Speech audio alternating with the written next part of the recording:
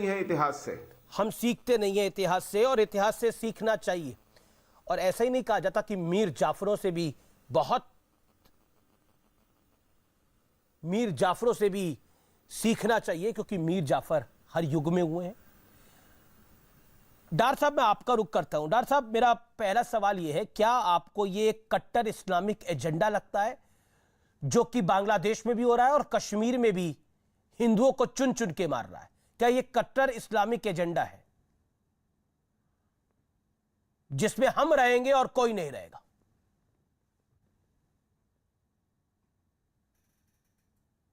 डार साहब,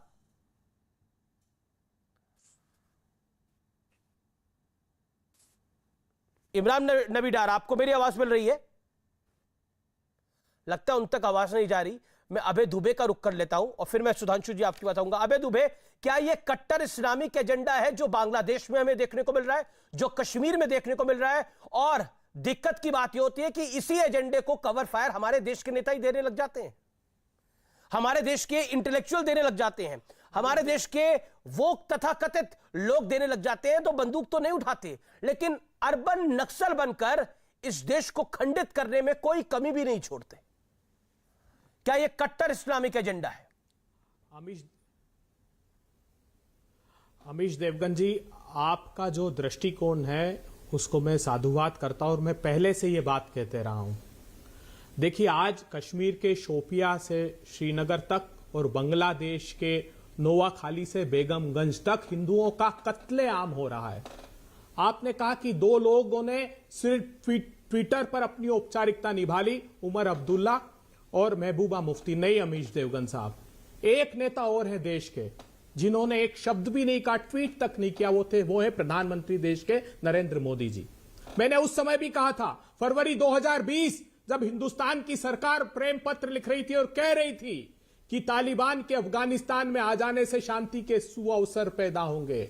इतना ही नहीं, इंट्रा अफगान निगोशिएशन में हम शामिल हुए, ट्रंप साहब की आरती उतारने में लगे थे। और क्या कहा 6 अगस्त को अफगान की सरकार ने, जब भारत सिक्योरिटी काउंसिल की अध्यक्षता कर रहा था, तो उसने साफ कहा, जो आज अमीश देवगन कह रहे हैं, कि पाकिस्तान के साथ 13 आतंकी संगठन तालिबान के लिए लड़ाई लड़ रहे हैं, उनके हॉस्पिटल संचालित कर रहे हैं। और हमने इस आशंका को सरकार के सम्मुख भी रखा था कि अब जाकर वो कश्मीर में ये, तो मतलब आप कह रहे हैं जो कट्टर इस्लामिक एजेंडा है ये मोदी सरकार की वजह से है, ये कट्टर इस्लामिक एजेंडा, ये आपको लग रहा है? मेरा सवाल ये है, क्या ये कट्टर इस्लामिक एजेंडे का बड़ा हिस्सा है जो हमें बांग्लादेश से कश्मीर तक देखने को मिल रहा है? मैं सवाल अपना दोबारा आपसे पूछ रहा हूं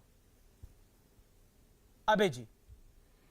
देखिए, मोदी सरकार को मुखरता से बोलना चाहिए था, मौन क्यों साधे हुए हैं? और ये अकेला वो नहीं है, T-97 NSR राइफल पकड़ाई है वहां, जानते हैं आप?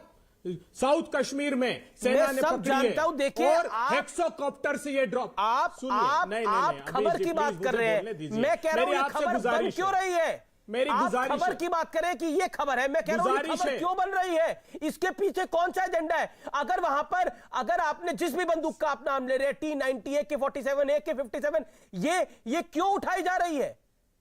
मैं सवाल पूछ रहा हूं, क्या इसके पीछे कट्टर इस्लामिक एजेंडा है? आप जवाब देने को तैयार नहीं है। क्या कट्टर इस्लामिक एजेंडा आपको नहीं दिखता इसके पीछे, जो बांग्लादेश से कश्मीर तक हो रहा है? इसके पीछे नरेंद्र मोदी सरकार का भय है, भयाक्रांत है वो। ये राइफल है चाइना की जो PLA यूज करता है, ये हेक्सोकॉप्टर है चाइना के, जिसने इकोनॉमिक कॉरिडोर के लिए पाकिस्तान। अमीश सर, मैं सवाल आपसे क्या पूछ रहा हूं, क्या ये कट्टर इस्लामिक एजेंडा है? आप कह रहे हैं नरेंद्र मोदी की सरकार का भय है चाइना के साथ। ठीक है, नरेंद्र मोदी की सरकार को आपको गाली देनी है, वो डरते हैं, वो सब कुछ आप बोलिएगा, लेकिन मैं आपसे बड़ा बेसिक सवाल पूछ रहा हूं। इसमें नरेंद्र मोदी की बात नहीं है, हिंदू नरेंद्र मोदी से पहले भी थे, नरेंद्र मोदी के बाद भी रहेंगे। लेकिन मेरा सवाल यह है कि जो कुछ हो रहा है, जो टारगेट किलिंग के नाम पे हो रहा है, चाहे वो बांग्लादेश हो, चाहे वो कश्मीर हो, क्या वो कट्टर इस्लामिक आतंकवाद है? क्या ये कट्टर इस्लामिक एजेंडा है जो पूरे एशिया में दिखाई दे रहा है? अब जवाब दीजिए इस बात का। और जिसमें टारगेट सबसे बड़ा हिंदुस्तान है, क्योंकि यही देश है एक जो इस समय खड़ा हुआ है।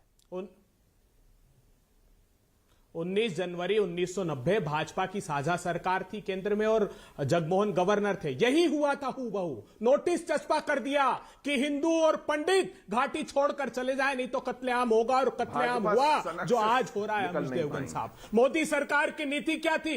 मसर्रत आलम का प्रिवेंटिव डिटेंशन ऑर्डर जो एसपी ने दिया था उसको नकार दिया, उसको छोड़ मुझे दिया। लगता है कि आपसे जो मैं सवाल पूछ रहा हूं आप इसका जवाब देना नहीं चाह रहे।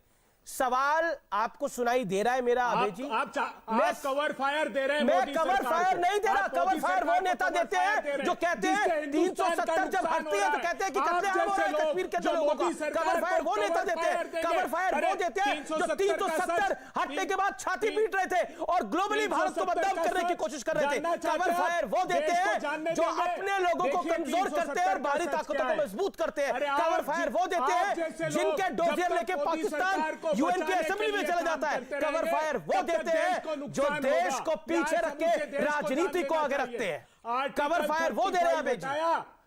I will not mince my words today. आप दे रहे हैं आर्टिकल, मैं I will not mince my words today.